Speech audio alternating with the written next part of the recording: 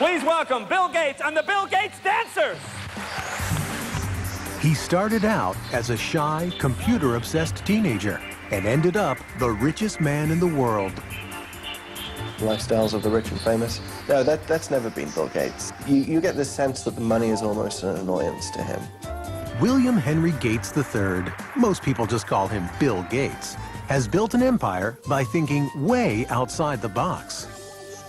I have no doubt that 100 years from now, he will be talked about in the same way that Rockefeller and Carnegie and Ford are talked about, as people who transformed an era. Now, after leading the digital revolution and facing several government antitrust battles, Bill Gates is a different man than he was just a few years ago. He's a devoted father and an avid golfer who just happens to have a portfolio worth $50 billion. He could rest on his laurels, but that's not the Bill Gates style. What makes Gates so competitive is that he finds it fun. He finds this like a thrilling game, like the games he used to play as a kid. He's loved and respected, hated and reviled. But one thing neither detractors nor supporters can deny is the lasting impact Bill Gates has had on our time. The values that shaped Bill Gates as one of the business titans of the 20th century go back to his roots in the Great Northwest. Bill's great-grandfather, J.W. Maxwell, founded the First National Bank in Seattle. The Maxwells enjoyed their privileges and social position, but were never ostentatious about their wealth. Their son, Willard, also a banker, and his wife, Adele, who had a passion for playing cards, were among Seattle's top civic leaders. Their only child, Mary, was a lively, intelligent girl who made a name for herself as a student leader at the University of Washington. Athletic and outgoing, Mary Maxwell was sometimes referred to as Giggles. Her drive and energy struck everyone who came in contact with her.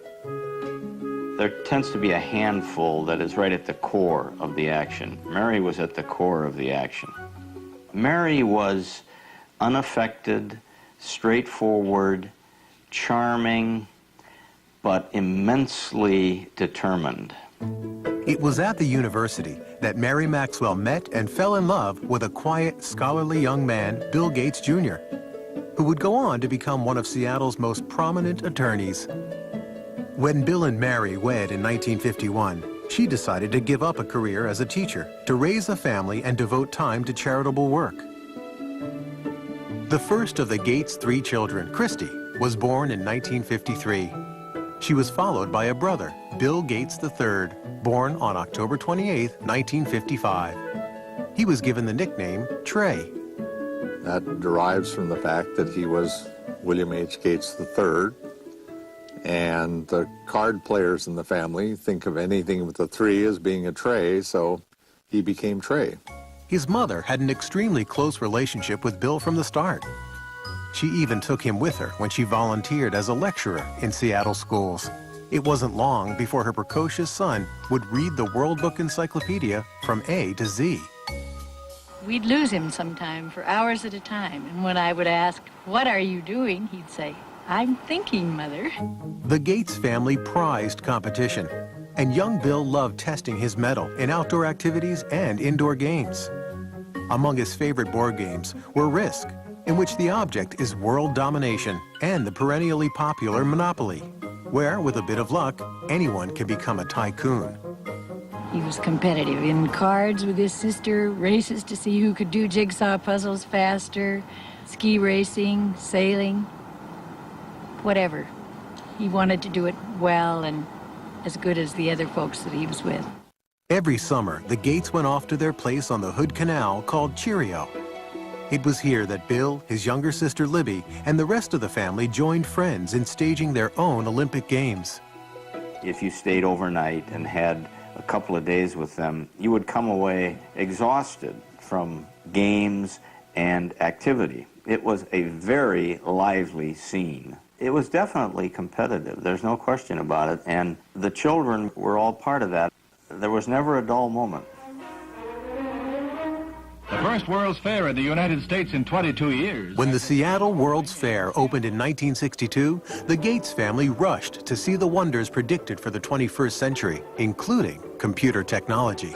Imagine, if you can, an electronic brain. Bill often returned to visit the high-tech exhibits. It was already clear that he had a natural talent for math and science.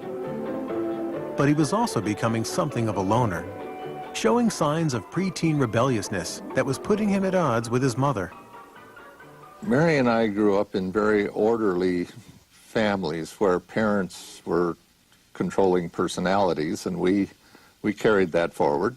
And that particular mode wasn't exactly consistent with Bill or Trey, who somewhere around about 11 or 12 began to be very independent emotionally. He was quite willing to make up his own mind about what he wanted to do and not do, and that was really tough for us, particularly for Mary. He was kind of lost. I mean, he was ill at ease in school, wasn't sure exactly how he wanted to spend his time.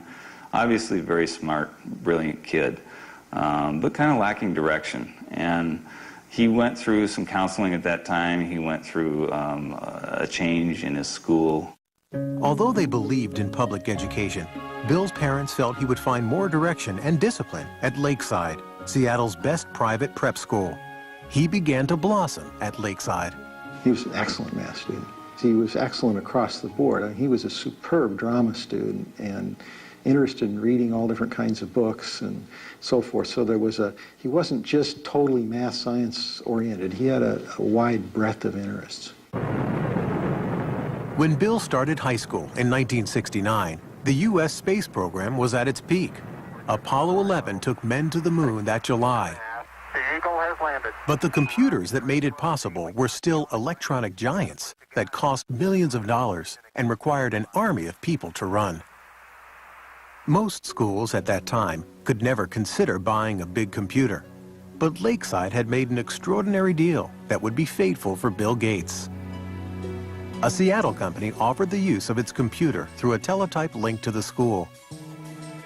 Young Gates was entranced by the possibilities of this primitive machine and started spending every free moment in the computer room. The story has often been told, and it's completely true, that he would get up at night and leave and go over to work on the computer and come back. We wouldn't know that he'd been gone. Bill Gates shared this addiction with upperclassman Paul Allen, who could not have been more different from Gates. He was not only 2 years older, but substantially larger. Where Allen was quiet and contemplative by nature, Bill could be shrill and confrontational. Nevertheless, this odd couple was destined to make history together.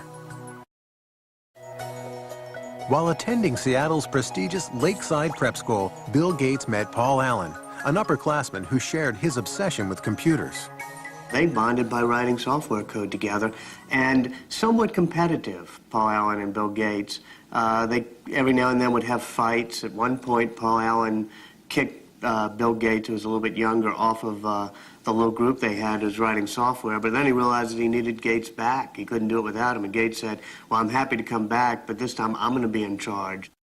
By 1970, when Bill was just 15, he and Paul Allen went into business together. The two boys netted $20,000 with Trafo Data, a computerized program they created to measure traffic flow in the Seattle area. Although Bill had the luxury of family money, he was determined from the start to make his own fortune. The father of one of Bill's boyhood friends said Bill always had a nose for the dollar. Even as a kid, he knew the value of a contract, and even had a contract to use his older sister's baseball mitt that was signed in a legal document. In the summer of 1972, at the age of 17, Bill went to Washington, D.C. to work as a Senate page. This exposure to politics and government would come in handy later on. Back home that fall, he took a leave of absence from school when he and Paul Allen got their first real jobs with a computer company. They began talking about starting their own company, but the Gates insisted that their son finish high school and attend college. His mother used to worry that he was socially awkward. Well, maybe he was, but he had other things on his mind, and he was not rude, he was not abrupt. He was marching to a different drummer. He's a genius, and he has a different agenda. Bill graduated from Lakeside in 1973, and his parents took great pride in his acceptance at Harvard University.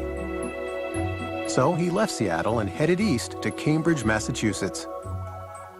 As a freshman at Harvard, he thought briefly about preparing for a career in law, but no course of study ignited his imagination like his work with the computer.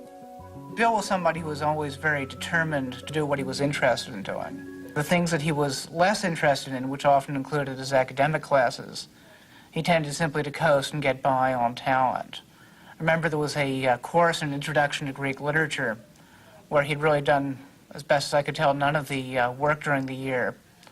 Stayed up all night the night before the exam, slept through part of the exam, and still got a B.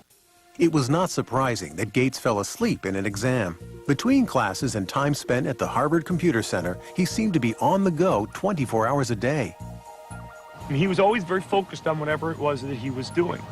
He could come into his room, not get undressed, just kind of lie down on his bed, which of course would be not made because he had never had time for that, and just fall asleep. Door open, fully clothed, lie down, sleep, and then when he's refreshed, boom, back up at it and whatever the next thing was. Bill paused long enough to make some lasting friendships at Harvard, but his social life was not a priority.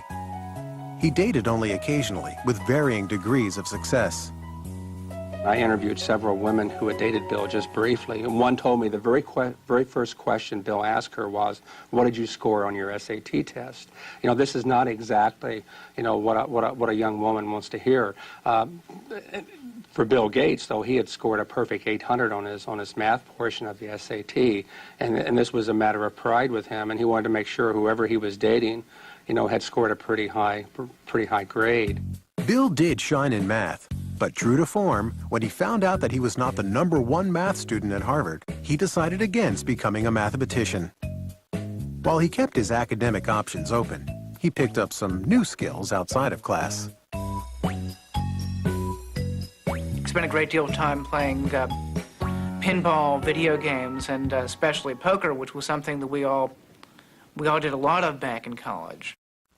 But it was Paul Allen, Bill's former schoolmate and business partner, who delivered Gates' biggest stroke of luck. Allen had moved to Boston from Seattle for a job. In December of 1974, he picked up a magazine in Harvard Square. The cover of Popular Electronics announced the arrival of the world's first mini-computer kit, the Altair 8800. He rushed to show it to Bill. Gates and Allen knew instantly that the day of the personal computer had arrived. They saw that this was going to be an incredible force, an incredible dynamic for the society, and recognized the moment. The Altair was made by a small company in Albuquerque, New Mexico, not far from the former atomic testing grounds at Alamogordo. Ed Roberts, who ran the company, was looking for someone to create software to run on his unique little computer. Gates and Allen convinced him that they were the ones who could do it, and worked day and night at the Harvard Computer Center for 2 months. In February of 1975, Paul Allen went to Albuquerque to test the program he and Gates had completed. When he loaded the Altair with what Bill Gates called the coolest code I ever wrote, it worked. The importance of that moment would change Bill Gates and the software industry forever. In the summer of 1975, 19-year-old Bill Gates and his partner Paul Allen formed Microsoft. Their ongoing work with Ed Roberts' Altair computer company became so consuming that Bill dropped out of Harvard just before his senior year and moved to Albuquerque. Mary Gates was deeply disappointed by her son's decision. We told him that we'd put some money aside for him to attend school, and if he didn't finish in a few years, we'd have to make some other use of those funds. And by that time, he allowed us out. That would be okay. He'd probably be able to afford to go back if and when the time came. Bill was certain that he had made the right decision, but making it in software wouldn't be so easy. The personal computer scene at that time was populated by users who were eager to share new information and software without paying for it. It was a practice that put Bill at odds with his peers. You know, it was a bunch of high school kids and college kids who were doing something very non-mainstream. And Bill was very unpopular because he said, hey guys, don't steal this stuff. We made it and we own it. And that was, yeah, he was one of the business guys in what was a lot of geek hackers. In fact, Gates wrote an open letter to computer hobbyists, chastising them about making copies of Microsoft's program. He stated, as the majority of hobbyists must be aware, most of you steal your software. Hardware must be paid for, but software is something to share. Who cares if the people who worked on it get paid? Is this fair? But those who have been reported to us may lose in the end. He was looked at as kind of a renegade, and it was different, you know, a different ethic than prevailed at that time. But I'm not sure that the software industry would have evolved in anywhere near the way it has without somebody standing up and saying that that was necessary.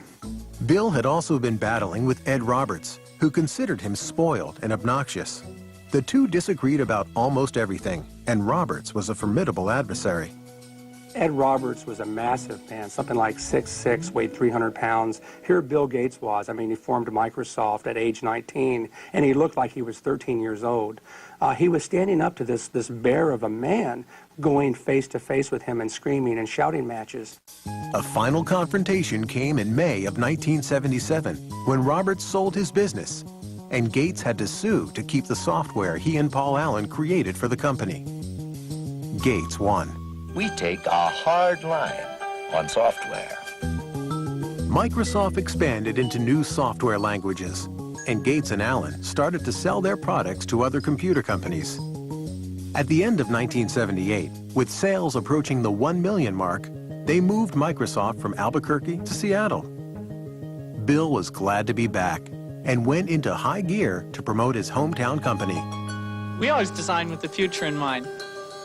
Our research people are always tracking the latest in hardware and software technology. It was Bill Gates who was actually the real marketing genius behind Microsoft. Early on, he was the one who was actually going out on the road and trying to sell this company and its software. And oftentimes, he would take his mother with him on these trips.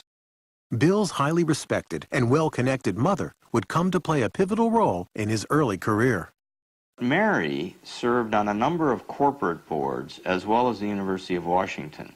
She was on the National Board of United Way. Also on the National Board of United Way was the CEO of IBM, which is how her son met the CEO of IBM, through her. What would your ideal home computer be like? By November of 1980, IBM was banging on the door of the fledgling Microsoft. Without an overpowering price. The largest maker of computers in the world now wanted to talk to Gates and Allen about coming up with an operating system for their new line of personal computers. From their first meeting, IBM misjudged who they were dealing with. He looked like a sub-teen, you know. He was skinny, had a real mop of hair, you know, kind of casual, and basically people didn't take him seriously as a business person. But the IBM brass soon discovered Gates was no amateur. He quickly convinced them that Microsoft could deliver their new software. First, he purchased an existing operating system, which he then adapted for the IBM personal computers, calling it MS-DOS. Bill Gates, as he's often done as a shrewd businessman, knew where to get an operating system. He just went down the road a few miles and bought it for $50,000. But then the real brilliance was that when they developed that operating system for IBM, IBM wanted to buy the source code, which would have given them the disk operating system, or what became known as DOS. And instead, Microsoft refused to actually sign the rights over to DOS. By not owning the rights to the operating system, IBM would now have to pay Microsoft a licensing fee for every copy of DOS installed on its computers. It can help a manager excel. IBM was also about to lose its tremendous edge in computer sales. The IBM personal computer. As other companies introduced personal computers that were cheaper than IBM's, Microsoft was able to sell the same operating system to all of them.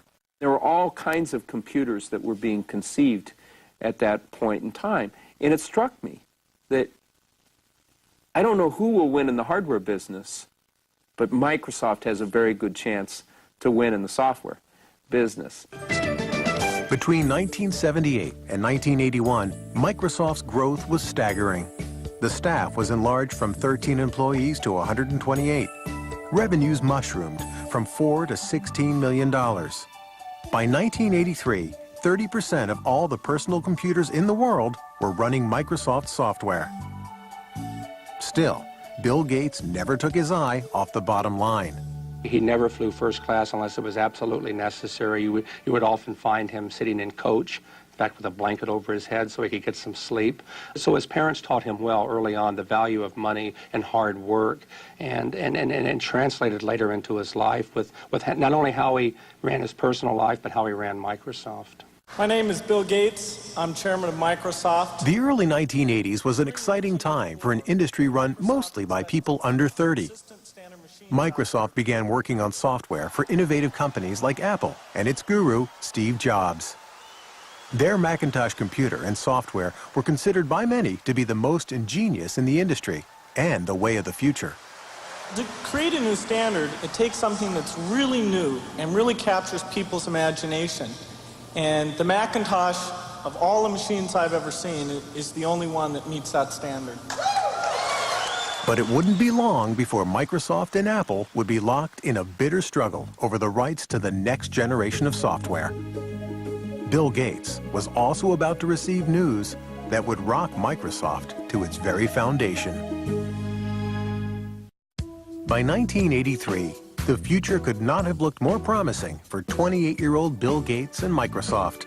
The personal computer business was booming, and there was an ever-increasing hunger for software. Bill Gates and Paul Allen were emerging as the crown princes of the personal computer age. But in the midst of the breathtaking rise of their company, they were stunned by some terrible news.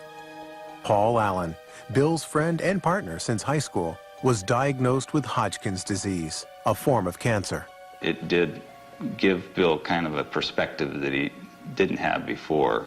You know, he'd always been very, very hard driving, very demanding, and this may have helped him understand a little bit better in terms of what other people go through. Allen's disease went into remission 1 year later, but he would never again take full part in the day-to-day business of Microsoft. For two men in their early 30s who created a company of global significance and made millions, it was the end of an era. I think history's going to show that their partnership really was an incredible dynamic. I often compare it to the Beatles, Lennon and McCartney. The songs they wrote together are the ones that pretty much we remember and get played over and over again. They were great songwriters individually. You know, we still hear their songs that they wrote on their own. But somehow together they were even greater than the sum of their parts. And Paul and Bill were like that. By 1984, Bill Gates had become the singular face of Microsoft. In April of that year, he was heralded by Time magazine as the quintessential representative of a new breed of businessman. One who understood both nuts and bolts technology and corporate strategy. When you work with Bill, you can see that in almost any meeting you're in or anything you're discussing, Bill instantly puts together a profile of all of the cases. What about this? What about this? What about this? What about this? What about this? He almost builds this checklist of everything that can possibly happen in his head in a very structured way, and then he runs through it. Protect mode file system, the super advanced file system. Microsoft was often referred to as a math camp, where Gates' demanding management style kept the creative process churning and sometimes set off heated confrontations. The early Gates would challenge just about anything. He'd call things the stupidest idea you'd ever heard. And part of it was to test, to see, well, okay, if you disagree, you've got to convince me that it's not the stupidest idea in the world. A constant challenging of ideas was required to stay on top in an ever-changing industry. Gates surrounded himself with a team that shared his relentless work ethic. Certainly when we are working to release a software product, we are sleepless in Seattle. There's a story about Bill from Miriam Lubau, his assistant. She was new to the company. She came in one morning and she didn't know if she should call police because there was this guy sleeping under a desk. But it turned out to be Bill. The effort was paying off. Microsoft posted more than $140 million in sales in 1985. In 1986, Gates introduced Microsoft Windows. It would become the company's signature program. Critics quickly noted that in its use of a mouse and icons, it bore more than a passing resemblance to the Apple Macintosh operating system, considered to be the most user-friendly. If you know how to point, you already know how to use it. Macintosh, the computer for the rest of us. Apple had given Gates full access to their technology while he was working on new software for the Macintosh computer. Gates advised Apple early on that they should license their software. But Apple was more interested in selling computers than software. They ignored the suggestion. Once again, Gates took advantage of an opening and ran with it. In this industry, we compete and we collaborate at the same time. Bill once had a conversation with me, says, you know, I'm a competitor, so even though I'm a friend, don't tell me information that you don't want me to use against you, because I'm going to compete with you, and if you tell me something that's useful in competing, I'm going to use that information. Apple decided that Gates was not going to take a bite out of their business and threatened to sue over Windows. Gates, in turn, said he would withhold Microsoft software Apple desperately needed for its computers. In the end, Microsoft overpowered Apple in the courts.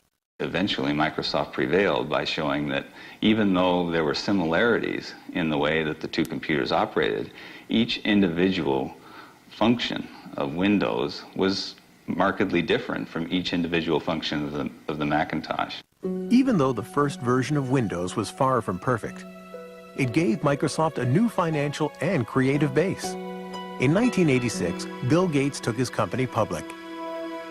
He held 45% of the stock, which made him a billionaire at the age of 31. Still, Gates never felt secure about the status of his company. He doesn't want to fail. And when you have that kind of a fear, when you're always looking in your rearview mirror to see who might be, you know, creeping up to do in Microsoft on a given day, it just consumes him, and it makes him certainly the most competitive human being in the personal computer industry. He's driven. It's white-hot intensity. Gates was also gaining a reputation for being ruthless, and some powerful forces began to line up against him. Now that PCs had taken off, IBM chose to make a big push with its own operating system to replace DOS, which it licensed from Microsoft.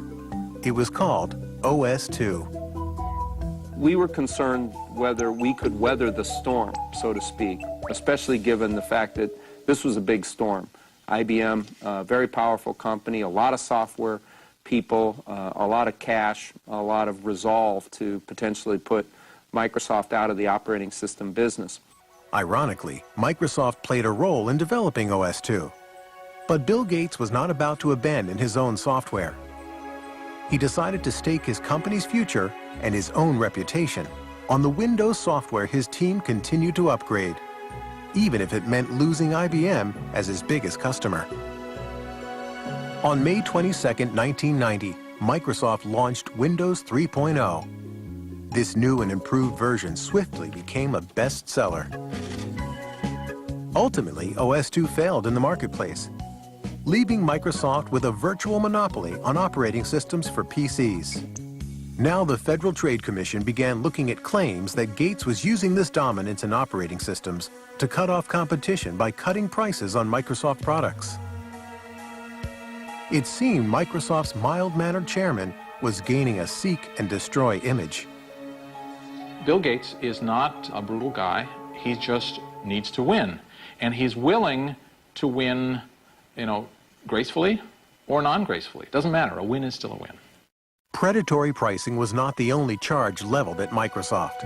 In 1993, the Justice Department began a new investigation. Gates would have to face one of his most formidable opponents, the United States government. In 1993, Bill Gates and Microsoft were again under investigation by the U.S. Justice Department. They examined complaints that Microsoft was charging computer makers a licensing fee based on the number of computers they sold, including those computers not running Microsoft software. They made computer manufacturers pay for the Microsoft software, whether it was installed on their computer or not. And as a result of that, they prevented competitors from entering the market. The Justice Department has charged Microsoft, the world's largest software company, with using unfair marketing and contracting practices. In July of 1994, Microsoft agreed to stop charging the fees in question, and the Justice Department dropped the case. Gates would never admit that Microsoft had a monopoly, and maintained he was simply providing better software at lower prices. I mean, we're not like an alligator. We don't go around and eat things. I mean, we come out with these little boxes, these nice little software packages, and you stick them in your computer, and you either have fun using it, and it helps you get things done, or not. But it wasn't that simple for investors. The government probes and the fights with IBM and Apple caused the value of Microsoft's stock to drop. There was now more pressure than ever to turn out the next version of Windows. Gates found some inventive ways to release the tension. He appeared in commercials for his company with Microsoft Top Gun Steve Ballmer. The next frontier. He sometimes made dramatic entrances to tout his company at software conventions, once arriving as Star Trek's Mr. Spock. Gates also instituted the micro games. This hodgepodge competition among the Microsofties is very reminiscent of the games he played as a child at the Hood Canal. It was like summer camp for adults. We'd all go to his house, and he would spend months figuring out what the various games would be, and he would be sort of the master of ceremonies. He'd form us into teams, very carefully figuring out the dynamics of the teams and how we might all interact. And then we would have to do these like summer camp games. And I met Melinda first at one of those micro games. Melinda was 28-year-old Melinda French, a Duke graduate with an MBA. She had been working as an executive at Microsoft for several years. It was becoming increasingly clear to Bill's family and friends that she was the woman that 37-year-old Gates had decided to spend his life with. He dated Melinda for quite a while before they got married, and so I saw them together over the years, and they always looked like they had a very special thing going, you know, a level of intimacy and a level of intellectual connection that just caused sparks. She's a really wonderful person, a perfect match for him. Very, very bright, very organized, very supportive, very interested in family and good family life. Bill and Melinda were married in Hawaii on January 1st, 1994. The night before the ceremony, Bill had arranged for a special serenade for Melinda. He had Willie Nelson play the night before his wedding, and it was a total surprise. Bill got up and he said, you know, I really love Melinda, and I really want to sing her some songs tonight, and I don't sing that well, and so I asked a friend of mine to come and do a little singing for us, and so it was a big surprise. In Melinda, Bill found a partner who gave him the kind of personal happiness he'd been looking for, and who also understood the professional demands of his business. But only months after his marriage, the joy that Bill shared with his family would turn to heartbreak. His mother, Mary, who had been his most devoted ally, was diagnosed with breast cancer. She died in the early morning of June 10, 1994. Bill rushed home to be at his mother's side.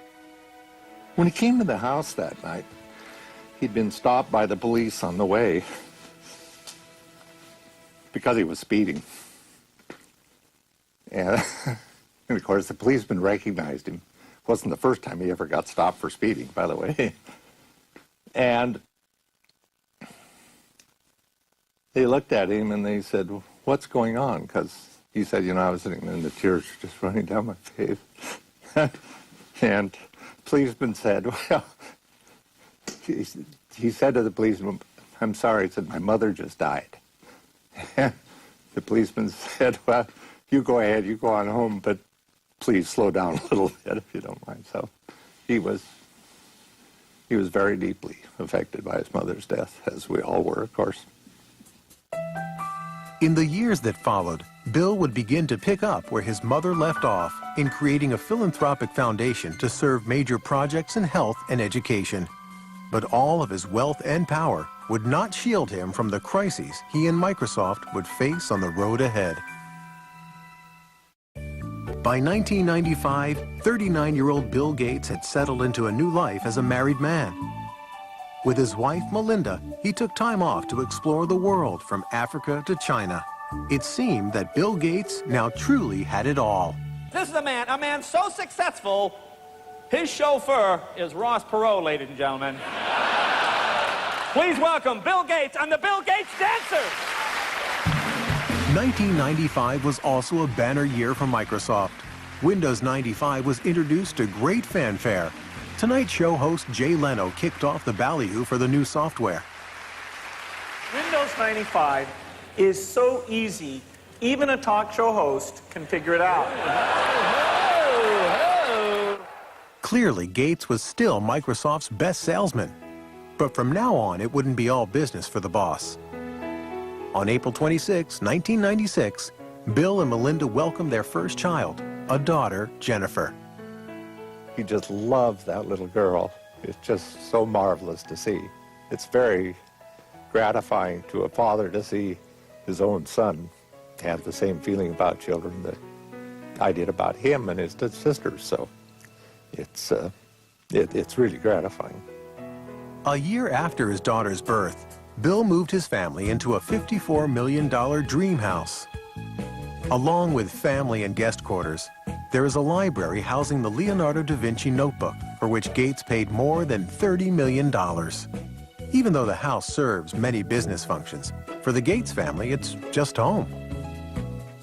It's a remarkably family-friendly home, given what it is. I remember the first time going there after it was fully finished, walking through it and seeing, little Tykes cars in various places and things like that. I mean, this is not an antiseptic home that you feel afraid to touch anything or sit anywhere.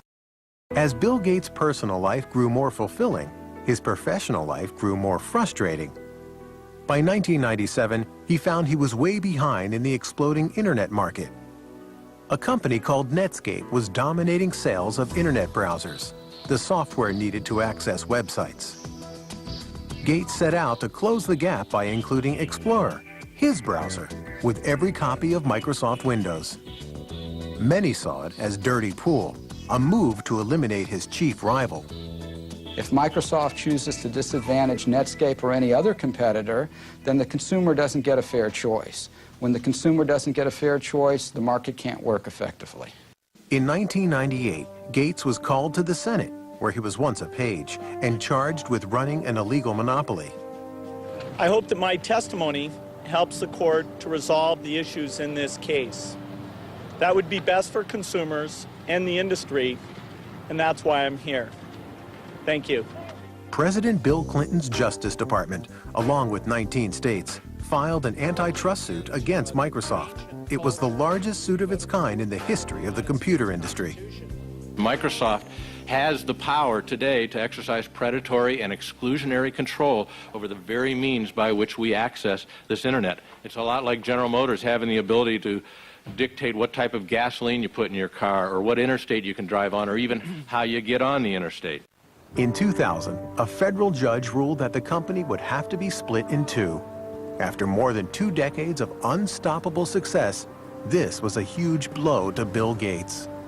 The antitrust trial affected Bill Gates very deeply. He was very sensitive to the accusations that he was petulant, that he was arrogant, that he didn't answer all the questions fairly, that he was trying to be obstructive with prosecutors. Rural town of about 4. The antitrust suit lasted 4 years and cost Microsoft millions of dollars in legal fees. Ultimately, in 2002, the Justice Department, under President George Bush, offered Microsoft a favorable settlement. It would be an infuriating moment for Microsoft's detractors and a triumphant moment for Bill Gates and company. In the midst of the antitrust suit, Bill Gates surprised many when he stepped down as Microsoft's CEO, dubbing himself chairman and chief software architect. The CEO job went to his old Harvard pal, Steve Ballmer.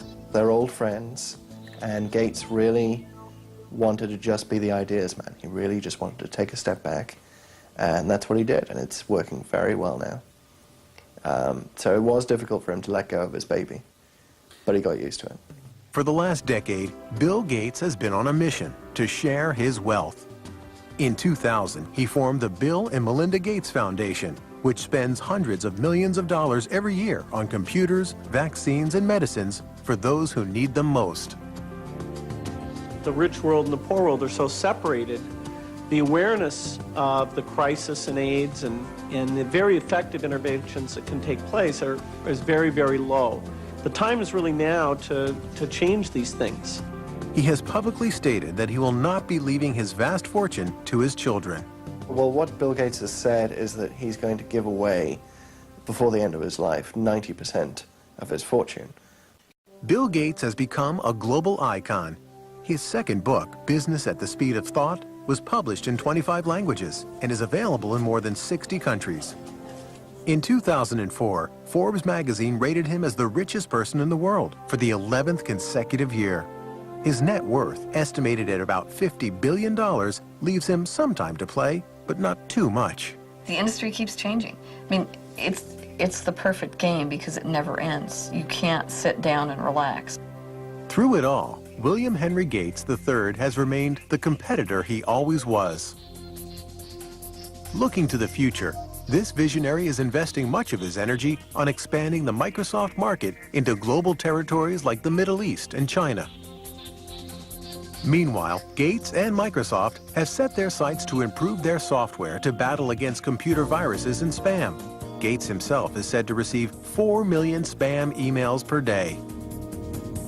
Whether he'll be remembered as a robber baron, a philanthropist, or the guy who simply built a better mousetrap, no one can deny he changed the way the world works and plays. When the biographers and historians write the history of the 20th century, Bill Gates is going to go down as the best businessman of our century, and Microsoft is one of the greatest companies of the 20th century. It's remarkable what this company has managed to do in so short a time. This is one of the great success stories of the 20th century.